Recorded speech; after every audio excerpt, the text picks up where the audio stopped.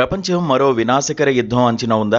అగ్రరాజ్యం అమెరికాను టార్గెట్ చేస్తూ శత్రు దేశాలు అణ్వాయుధాలను కుప్పలుగా సిద్ధం చేస్తున్నాయా అంటే అవుననే అంటోంది అమెరికా నిఘా విభాగం. తాజాగా national intelligence director Tulsi Gabbard చేసిన వ్యాఖ్యలు ఇప్పుడు ప్రపంచ దేశాలను ఉలిక్కిపడేలా చేస్తున్నాయి. రష్యా, చైనా, ఉత్తర కొరియాలతో పాటు భారత్ పొరుగు దేశం పాకిస్తాన్ కూడా అమెరికాకు అత్యంత భారీ అనుముప్పును కలిగించే దేశాల జాబితాలో ఉందని ఆమె బాంబు పేల్చారు.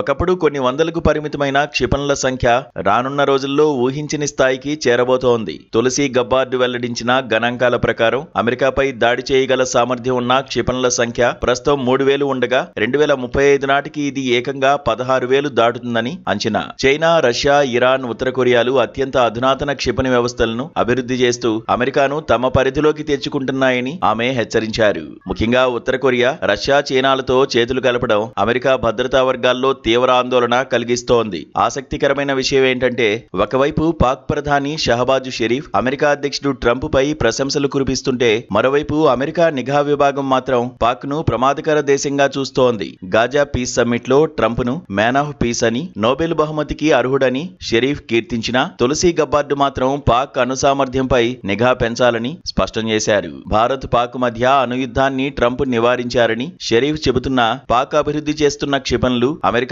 ముప్పుగా మారుతున్నాయని గబ్బార్డ్ ఆరోపించడం పాకిస్తాన్కు షాక్ ఇచ్చినట్లయింది.